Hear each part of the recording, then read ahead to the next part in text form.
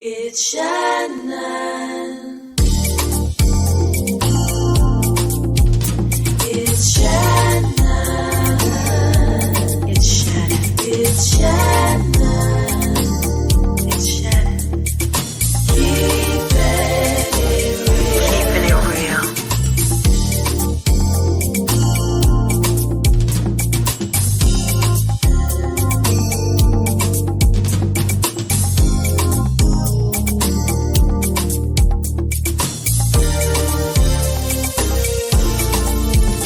It's Shannon. It's Shannon. It's Shannon.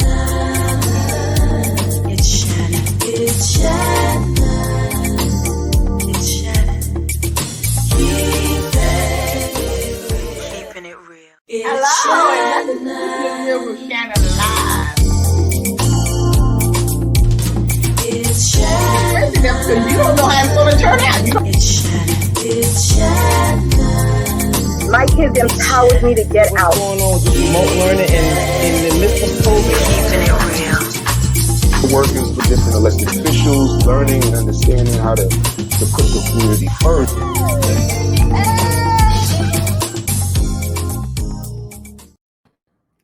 Hello, and welcome to Keeping It Real with Shannon. Hey, Dr. How are you? Hello, Lottie. How are you? Well, girl, there's been so much talk about vaccines that were coming out for the COVID-19, and they are here. We need some answers as to whether we should take one of these vaccines. Our special guest tonight is here to answer your questions. Let's introduce. Yes, our special guest tonight is Dr. Donald Alcindor. He's an associate professor of microbiology and immunology in the Centers for AIDS Health Disparities Research at Meharry Medical Center. Dr. Alcindor leads the annual HIV/AIDS Awareness Summit for teens and directs the Community Outreach Core for Project SAVE. He's an advisor for the FDA as a Health Disparity Fellowship Mentor, Office of Minority Health. Let's welcome Dr. Alcindor. Good evening. Thank you for having me. Hello, and welcome. How are you? Thank you so much for coming all the way from Nashville, Tennessee to be with us tonight. Thank you so much. Thank you. Thank you. Now, you know, we have lost a lot of people from this COVID-19 disease. A lot of people still on the fence. They're still not willing to take the vaccine. They're afraid. They're getting misinformation. They really don't know the full details about the vaccines. So you just start by telling us about the 3 vaccines that's out. Okay. And from there, we'll go as to why you think that we need to take this vaccine. So I want to start with a little bit of historical perspective. So it was very clear that by January, this virus was going to be a problem for us here in the United States. It turns out the Chinese had provided the NIH with the sequence of the spike protein from the coronavirus. And it turns out that there has to be something done because people were dying. And the strategy now by the Trump administration was to establish a mission called Project Warp Speed. Now, Project Warp Speed was designed to deliver 300 million doses of a safe and effective vaccine against the coronavirus. And they would deliver these 300 million doses by January 1st, 2021. Now, in some ways, they have delivered on that promise. Again, they had $10 billion to do it. And so there were a number of companies that were involved that got this capital investment from the federal government. And so when money is no object, companies can do a lot of things they would normally do. And so what they did to decrease the time that's required for developing a vaccine, they basically staggered the different phases and ran them together in clinical trials. Normally, a clinical trial involves starting out with a candidate molecule. It turns out they had the candidate molecule on day 1. You see what I'm saying? And so having the candidate molecule on day 1, you start manufacturing and phase 1 at the same time. And then you run phase 2 before phase 1 is complete. And then you run phase 3 before phase 2 is complete. So when you basically overlap the different clinical phases, you are cutting the downtime in terms of making a vaccine down considerably. And so the so-called warp speed was simply taking existing technologies and running them at the most efficient way of doing it. And what you would do now is cut the vaccine time down from about 72 months to about 9 months. Theoretically, to make a vaccine, it takes about 10 to 15 years, a lot of money spent. But when somebody come and tells you money is no object, make it and make it as fast as you can. And that's what they were told to do. They had everything in place in terms of the number of participants. They have basically 3 vaccines that have already made it to the finish line in terms of emergency use authorization. And so that includes the Pfizer, which came first in terms of emergency use, then Moderna, and then Johnson & Johnson. Again, you had as many as 43,000 participants in phase 3 trials. With the Moderna vaccine, you had an efficacy of 94%. With the Pfizer vaccine, you had an efficacy of 95%. And with the Johnson & Johnson vaccine, you had an efficacy in the United States of 72%. Now, these numbers can be confusing, and I want to explain what these numbers mean. So when you think about 94% for Moderna, 95% for Pfizer, and 72% for Johnson & Johnson, these numbers can start to play with your head. In a sense, you would say, well, give me the 95% and give it to me as fast as possible. However, these numbers that in terms of efficacy, meaning a person having no disease at all, in a sense, no severe disease. But when you look at these 3 vaccines and you look for severe disease in terms of hospitalizations and death, all of these vaccines are approaching 100% efficacy. What that means is that don't be misled by these numbers. Again, these are clinical numbers, but when you look at clinical indications for patients, these numbers mean something different, meaning that what you want to do with an ideal vaccine that's worth taking is one that will keep you out of the hospital and out of the morgue. And those 3 vaccines that have gotten early use authorization, they all will do that approaching 100%. So you should not be standing in line waiting for a Moderna vaccine when a Johnson & Johnson vaccine is waiting there for you. I'll give you a little bit of details about these. So think about Moderna at 94%. These clinical trials were done with about 30,000 participants in phase 3. It was done exclusively in the United States, nowhere else. Now let's look at Pfizer. Pfizer was done with about 43,000 participants in phase 3. And that vaccine was tested internationally. The Johnson & Johnson vaccine was tested internationally as well. Now let's say a little bit about what kind of vaccines these are. We start with the Pfizer vaccine. The Pfizer vaccine is considered a recombinant synthetic mRNA vaccine, okay? This is a piece of mRNA that has been generated synthetically. But what it codes for is the glycoprotein spike on the surface of the SARS coronavirus. That glycoprotein spike is the target antigen for these 3 vaccines, all 3 of them. They're all targeted to be able to develop antibodies that will block that virus from getting in your cells to start an infection by binding to this SARS, to this glycoprotein spike. And it does this at a certain efficiency. And if it does this at a high efficiency, then a person would not get infected. Or if they get infected, the infection would be very mild. And okay, so Doctor, I'm sorry to interrupt you. We have a question that's on the table. They want to know the ingredients in the virus and how you can guarantee safety after. Can you repeat the question, please? If the vaccine does not contain the virus, how did they make it? What are the ingredients? So the idea is that the traditional vaccines have been the whole virus and it's been treated to kill it. Those are the traditional vaccines. A lot of times those traditional vaccines have caused a lot of side effects. And so they came up with another strategy We don't want any component of the virus in certain ways with the mRNA vaccine. We're going to just take the RNA that represents a small piece of the surface protein of the virus, and we're going to give you that wrapped up in a piece of lipid, okay, or fat. And then when we deliver that in your system by injection, the mRNA will be in the cell and it will make the spike protein, and immediately your body will establish an immune response against that spike protein. And the way people will be able to see this, and they will look in your blood and show that your blood is positive for antibodies to the virus. And these antibodies are protective against infection.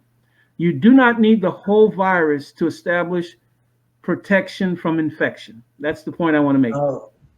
Okay, So- you know what?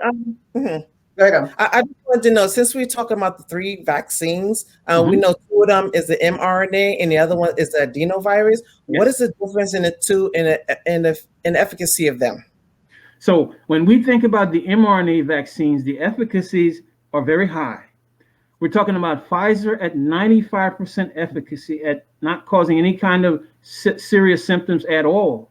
We're talking about Moderna at 94% efficacy, not causing any serious symptoms at all. And again, we're looking at Johnson & Johnson with a 72% efficacy in the United States. All of these efficacies that I'm giving you now are United States efficacies. Now, some of these vaccines have been tested in other countries like South Africa. And so the Pfizer and Moderna vaccines have been tested other places. Now, the Johnson & Johnson vaccine, this vaccine has been tested in Africa against the South African variant. And it has been shown, and of course, the Pfizer vaccine also has been shown to have some level of protection against the South African variant that we know is here now in the United States and still replicating. But the Johnson & Johnson vaccine is made with adenovirus. That's correct. And so to explain that, this is a normal cold virus that doesn't cause you any harm. But what it's very good at, it's very good at getting inside the cell and delivering things. So it is a delivery specialist, okay? And so what they've done is that that same spike protein, they've taken it and they've put it in the adenovirus. And so the adenovirus simply delivers that spike protein as opposed to the spike protein being wrapped up in a lipid ball like the mRNA vaccines. Does that make sense? Yes, that's me. Yes, thank you.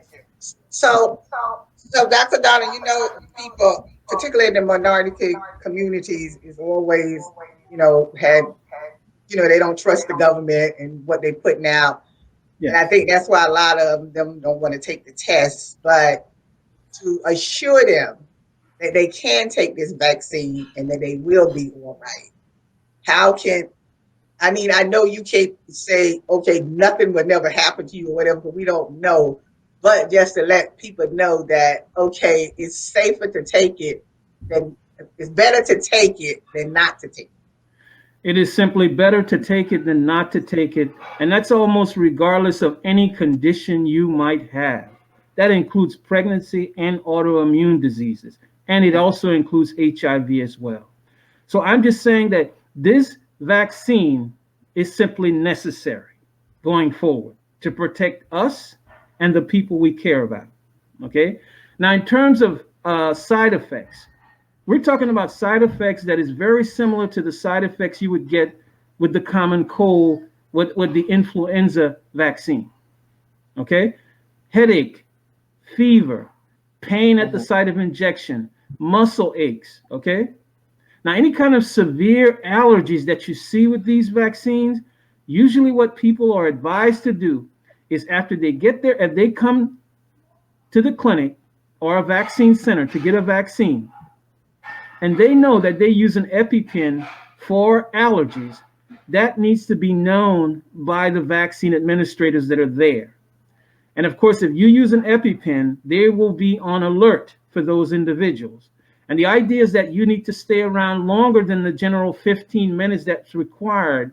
And of course, if you're doing this at a Kroger or a Walgreens, they're going to have epinephrine on hand if you have an allergic response. Now, if you leave too early, get in your car, and you start to have an anaphylactic experience, then that's going to be problematic. Now, the people that have died associated with after getting this injection, not every case has been investigated to the point that proves causation. And when I say causation, I'm talking about the death was directly related to receiving the vaccine. The jury is still out on many of those cases. Yeah. Well, Dr. Ascendo, we're going to take a quick break, and we're going to be right back for you to continue your talking that you were just doing. We'll be right back. Okay. It's Shannon. It's Shannon. COVID-19 has changed how we express our faith and gather to worship. Now it's time to take the first step that lets us get back to spreading the word without spreading concern. Before we can safely come together, we need the facts. As COVID-19 vaccines become available, you may have questions. Should I get it? Is it safe? Should I wait? It's smart to question. Now, get the facts at getvaccineanswers.org so you can make an informed decision when vaccines are available to you.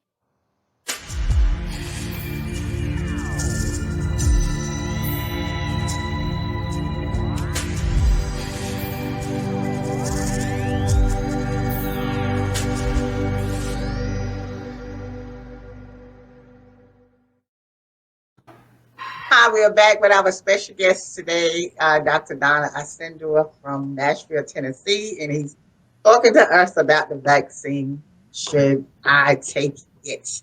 And I'm sure you have been listening to him before of all the information that he has given us so far. So hoping that you were thinking and listen to what he's saying and make a decision as to, whether you want to take it or not. So we had a question on about what was the question? Where the lipid? I think it was the lipid comes from. Where does the lipid come from? The lipid is simply a company derived fatty acid particle, similar to the fat that you find under the skin of a person. You see what I'm saying? And it's only there to protect the mRNA for a short time once it gets inside the cell.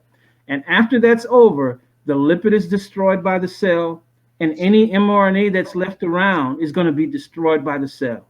The mRNA cannot impact your DNA and cause you to have cancer or any other ill effects. Now, what I want to know is, how long does the vaccine protect us after we take it? Is it that is a very important question. Shannon, that is a very important question you're asking right now. And again, the jury is still out.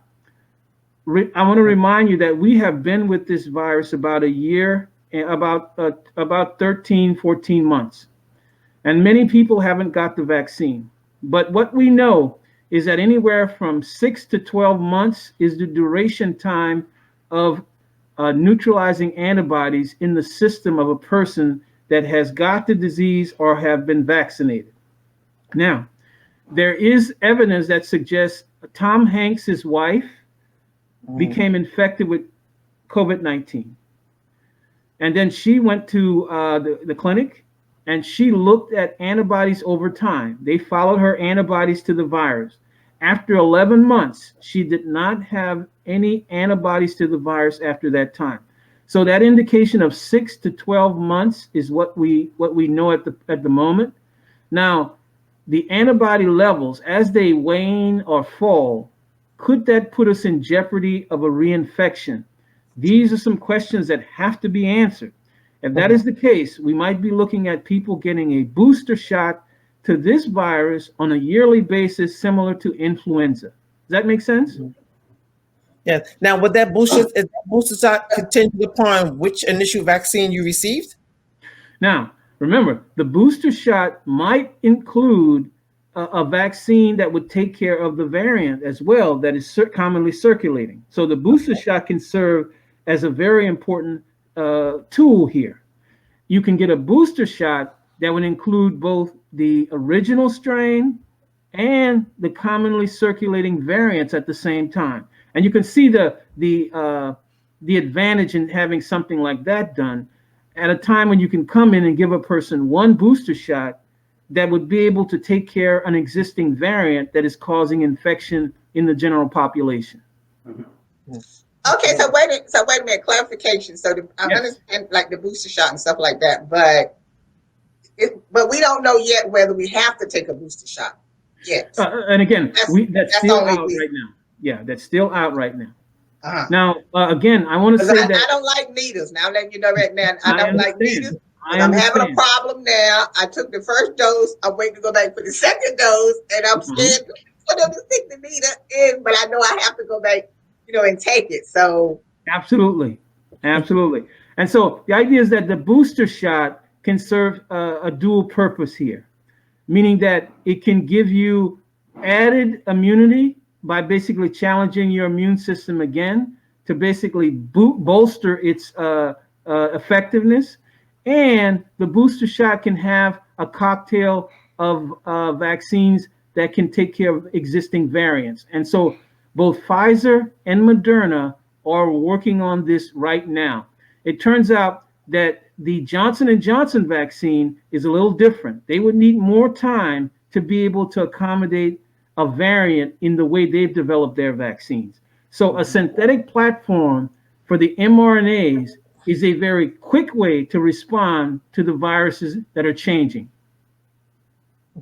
And that's a very good thing in our toolbox in order to be protected against this virus. So with the 3 vaccine manufacturers that are out there now, how soon do you think we'll be able to reach that herd immunity? That just depends on our vaccination rate. So think about it this way. And again, I'm going to go from the most difficult to the most easiest. We got 24% of our population, that is children 17 and younger, that haven't been vaccinated. We have to deal with that. Wow. Then you have a level of individuals that say they won't get vaccinated. You have to deal with that. Wow. Then you got those people that say, I'm going to think about and wait until I see other people get it and I'll feel more comfortable. You have to deal with those. Then you have to deal with people that want this vaccine right now, and the supply is simply not there. Okay. So we had a question. We had a question on the table. We'll put the question up again. The person was asking, when it comes back up, then we'll answer the question. And it was a question on the table. I want to talk about something, Shannon, that I think people are not talking about. Okay. And that is global inequities in vaccine. I'll give you an example of what I'm talking about. If you're from Nigeria, you say to yourself, where is my vaccines? So we think about this. High resource countries make up 17% of the world's population. However, they have 60% of the world's vaccine supply because they have the money, and they have the money to be able to go out there and buy vaccine contracts. But poor resource countries, I'll give an example. Canada has 100 million citizens, but they're sitting there with 300 million doses of the COVID-19 vaccine. More than they need, you see, even for 2 doses. Nigeria has 220 million citizens, and they don't have access to any vaccine. So if you're saying to yourself, I'm going to vaccinate the United States and I'm going to be just fine, you're on the wrong road. Absolutely. You're on the wrong road. We know these viruses can cross borders. We know that. And Shannon, we are a global population. Yes. And if you think that vaccinating people in an isolated country is going to protect you, I think you're on the wrong road of understanding the seriousness of this virus.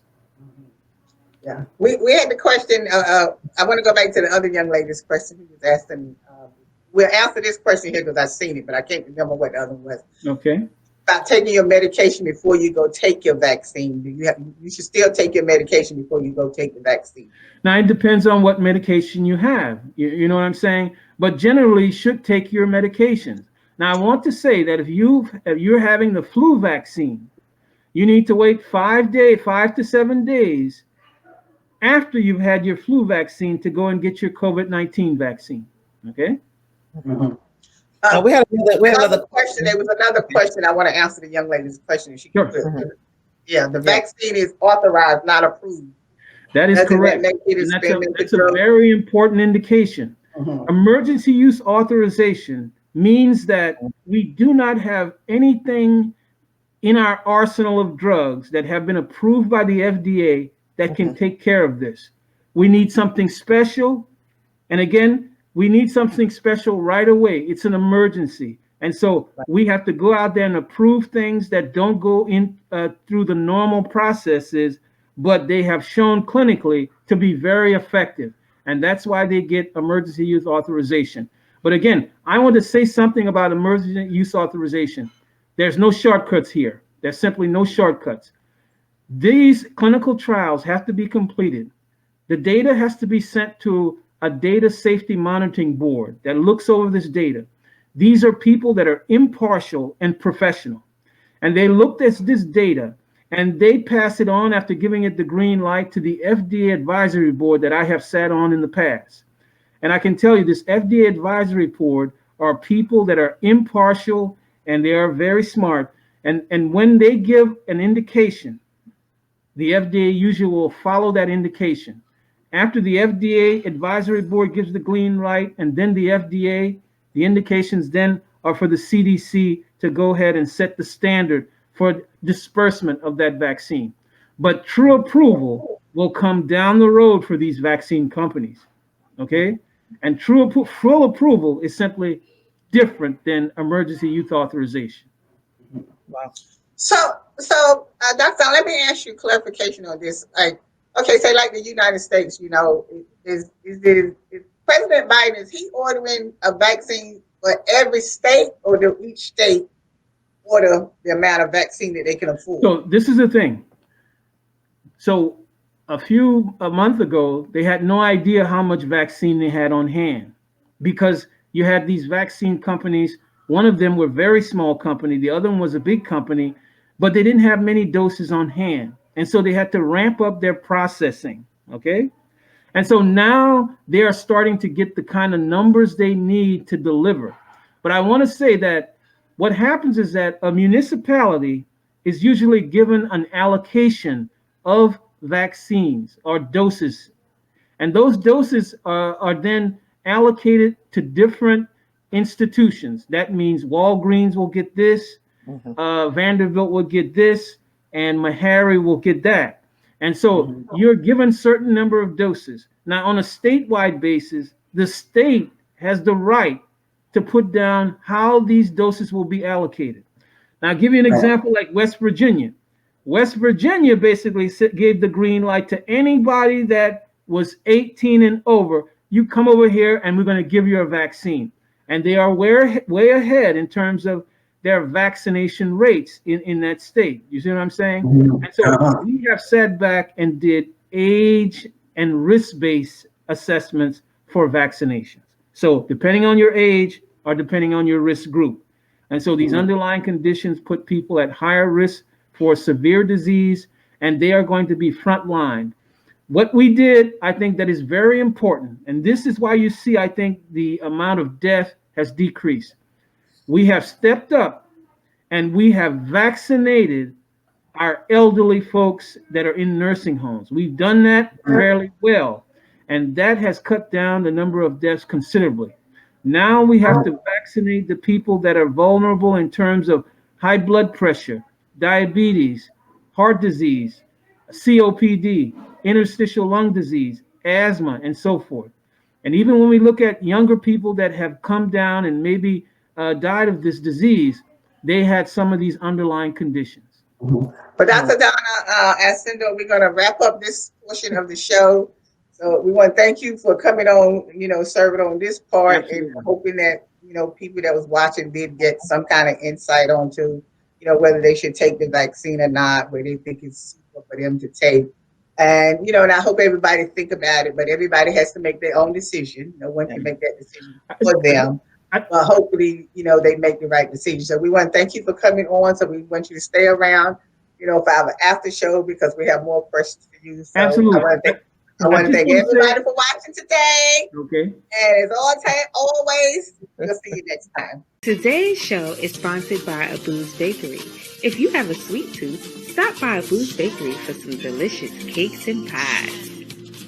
It's Shannon. It's Shannon. It's Shannon.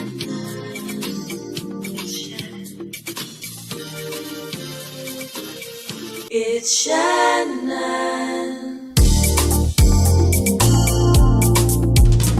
It's Shannon.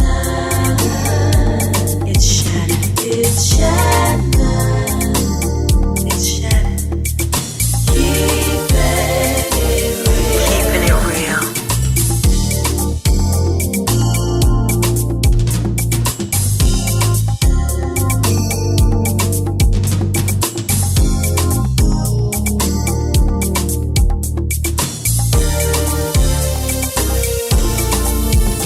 It's Shannon. It's Shannon. It's Shannon.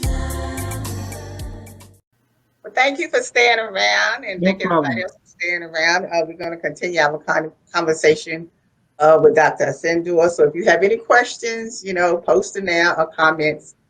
He's going to stick around a few minutes to answer some more questions. Now, before we went to break, someone had made the comment about Johnson & Johnson not being trusted because of the baby powder issue from long ago about the baby powder. So Talcum powder. So I want to say Talcum something powder. about the Johnson & Johnson vaccine. Mhm. Let's take the Johnson & Johnson vaccine. About 85%, 86% effective at keeping you out of the hospital and out of the morgue. This is going to be the cheapest of all of the vaccines. It can be made at a fast rate as well. This Johnson & Johnson vaccine can be kept in the refrigerator you got in your house, okay? And so there's a lot of benefits. When you think about the vaccine that will be used to vaccinate people in developing countries, the Johnson & Johnson vaccine meet the criteria in terms of a vaccine that could be multi-purpose in terms of the advantages it has over some of the other vaccines. And so, again, in places where you need a cold chain, where you need cold temperatures, this Johnson & Johnson vaccine is going to be better than the others in terms of being able to survive in warm temperatures.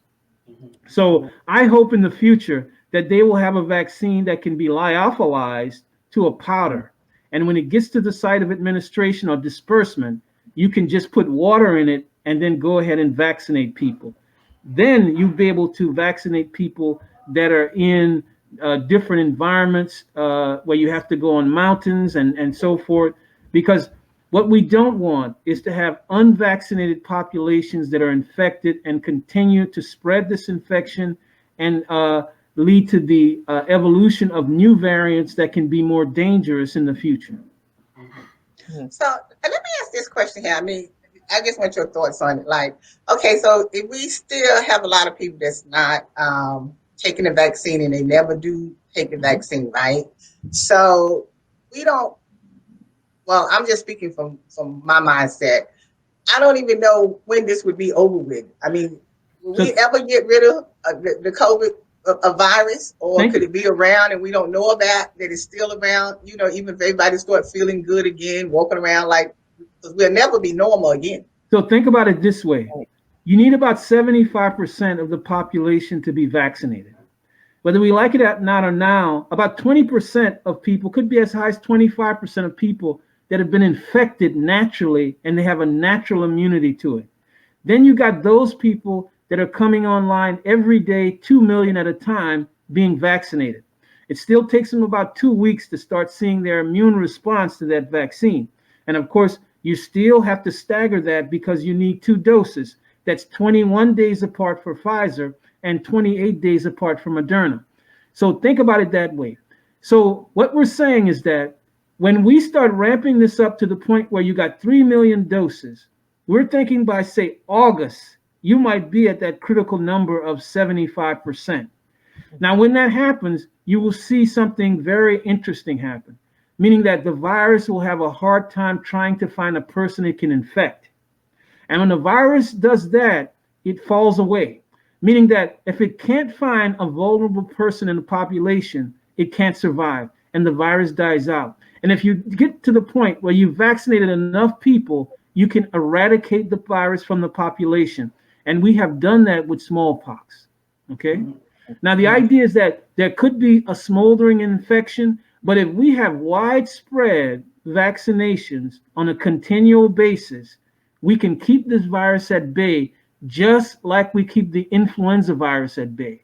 And so think about it that way. It is possible, and it's very plausible that we could get to the point where we have a high level of normalcy before the year's out. Remember, there's new indications by the CDC right now. If you've been duly vaccinated, that is, have both of your doses or one Johnson & Johnson dose, you can bring your grandchildren over and you can mingle with them without a mask. You can also bring other dual vaccinated people in your immediate surroundings, not having to social distance and not having to wear masks.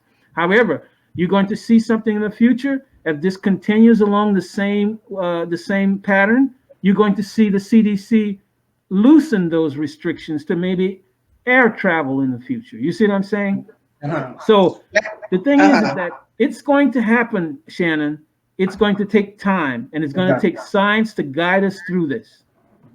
Now, we had a question earlier about kids, little small kids like 6 and Absolutely. 7. How does it affect the small kids when they get COVID, but they don't show no sign of being sick? So, Shannon, you're asking a very powerful question right now that everybody asks me. And it turns out that this virus, when it affects a child, the virus doesn't go below the neck, so to speak.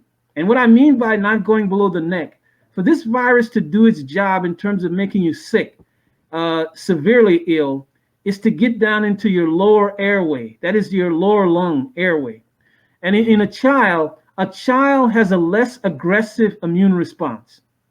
And in an older person has a very aggressive immune response. And usually they have that immune response is accompanied by a very powerful inflammation tornado. So that inflammation tornado that you see in other people, in older people, you don't see that in children. It turns out that children have no underlying conditions usually. You know what I mean? Diabetes, heart disease, and all. They don't have any.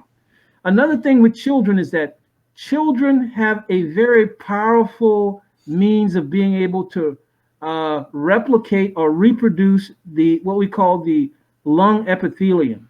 Okay? They can regenerate that at a level that's very higher than an older person. So those kinds of issues make children, in a sense, they can be infected. But again, the disease that you will see in them, if they're healthy, will oftentimes be asymptomatic. So you can have quite a few children already infected. And Shannon, to be honest with you, we need to start to monitor how many people have had this virus by doing what we call antigen test. Antigen test would be similar to a pregnancy test, where you would take an applicator, put a biological sample on it, and look for a color change. And if we did that to the point where we can find out, okay, this neighborhood over here is good, but we need to do some work in this neighborhood over here. And so these people, the majority of them are not vaccinated. But over here, even though they're not vaccinated, a lot of them been infected already. And maybe we can pass them by, or for that matter, just give them a boost. And so the idea is that even if you've had COVID and you've recovered, you still need to get the vaccine. Okay, so I guess that answers the question that was up a minute ago, saying that if you are healthy, if you are considered healthy, should you still get the vaccine? Well, You know, there's a lot of people that have died that didn't have any underlying comorbidity. Yes. And so all I want to say is that this virus doesn't care who you are, what you do, and how important you are. Yeah. I just wanted to ask real quick, if we need a booster, how effective would the booster be for the mRNA vaccine versus the adenovirus vaccine? Yeah, so you expect the boosters to be quite good. Now, what you want to do to be sure, in science, you want to be sure. You don't want to speculate. And so what you want to do is that you want to do a study that looks at people that got a booster with the Johnson & Johnson vaccine versus people that got a booster with the Moderna or Pfizer vaccine. And then you compare the immune response, looking at the amount of neutralizing antibody and the T cell response in those people. And there you've got a scientific answer. Do you see what I'm saying? Yes, absolutely. We had a comment that they think the scientists are playing God with our lives. What is your response to that? I'm saying that science brought this vaccine here, and science is starting to make a difference in this pandemic right now. And it's going to be science that's going to deliver the answer for us going back to normal, meaning that to work on a regular basis, children going to school. And you see, all of these things drive our economy.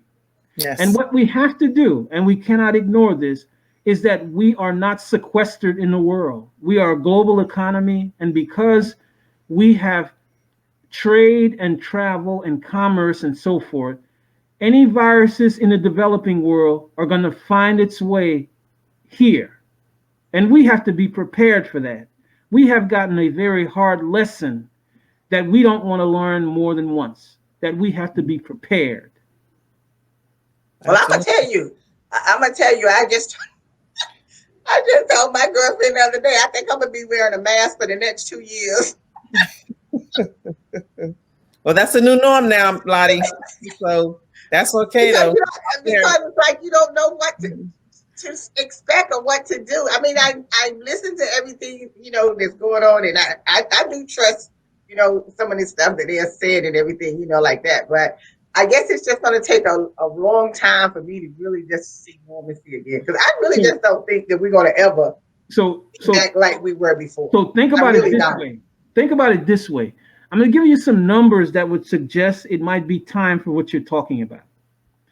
So if you look at influenza is going to kill a certain number of people every day.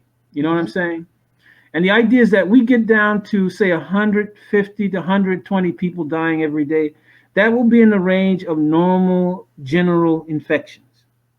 And we start to seeing the people dying, not 3,000, but more in the range of 150 to 200 people dying of this disease.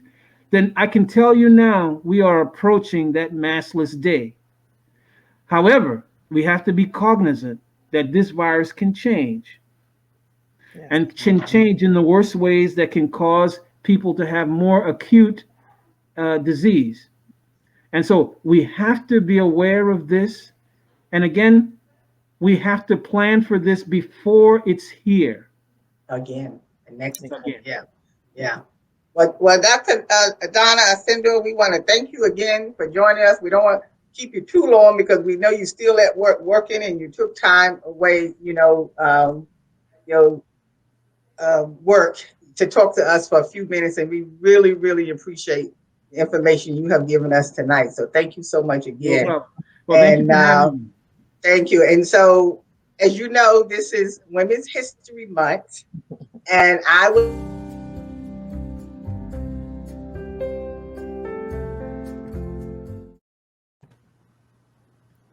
Excellent.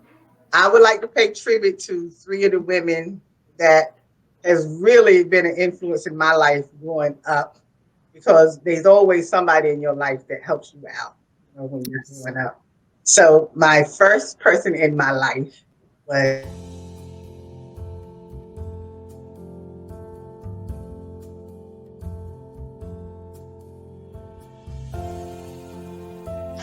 she helped raise me as I was growing up when I was young. She was always encouraging and willing to give advice. She helped raise my daughter and other family members. I can remember riding in her red and white Chevy, going to the store to get ice cream and candy. What a treat that was. And my Aunt Esther Pickett from North Carolina, she passed away in 2018. She helped raise me until I was 9, and I came to New York. She had 13 children of her own, but I was number 14. I remember sitting at her table eating biscuits and sopping molasses served with bacon. If you needed a licking, she didn't hesitate to give you one. She was a God-fearing woman. and you better act like a lady at all times. And this is my mom, Johnny Dobson. Passed away in 2006. She was a warm, caring, beloved mother. Made me the woman I am today. She, along with my father, taught me how to be strong and care about other people. She was my best friend and the sister I did not have. She was a mother to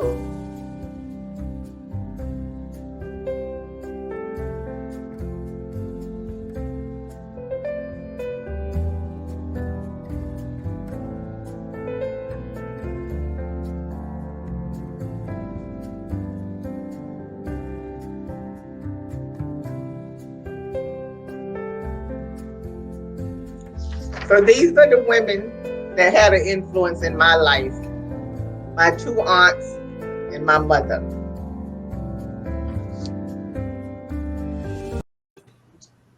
Those were the three women in my life that influenced me to be the person that I am. I feel your pain. I feel your pain because I know a woman just like that. Didn't read or go to school a day in her life, but she sent a boy to Johns Hopkins and to University of California at Davis with no money in his pocket. Just important ideas to make a difference. Yes, they work hard. You know, they were people who work hard. What they didn't have, they wanted to make sure you had. And, you know, that was my mother and father, you know, and they didn't have a lot of money, anything like that, but they made sure that you was taken care of. And we need those types of women in our life. The young ladies today need women like that in their lives, even if it's not your own mother, aunt, like even if it's an outside person, it's good to have someone in your life. Absolutely. You know, and like I say, it's hard, but hey, you know, we move on and do what we have to do. Oh, excuse me. Oh, excuse me. I understand. Well, I want to thank everybody for joining us tonight.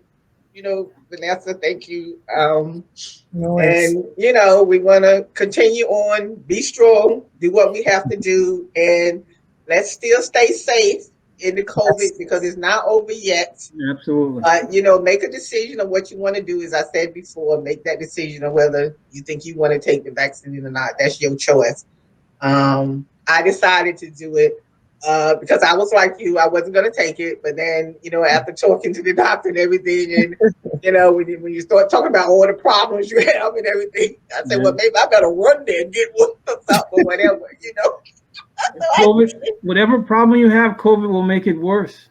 Yes. Yeah. Well, look, I know what it is to be sick because I know when I had bronchitis one time, you couldn't tell me I had already died. Yeah. That's how sick I was with the bronchitis and stuff. Absolutely. So I know what it is to be real sick. So I can't even imagine the COVID, you know, when people talk about how sick they were with that, you know. But thank you again for, joining us. I really, really appreciate it. And I hope down the road you will come back again. Send me the link. Send me the link. Talk to us again. Send me the link, okay? Okay. Make sure you send us a copy of your paper. Absolutely. We'll send you a copy of the paper. Yes. Okay. All right. Take care. Okay. Thank you. Take care now. Take care. See you later. Have a good Bye-bye. night.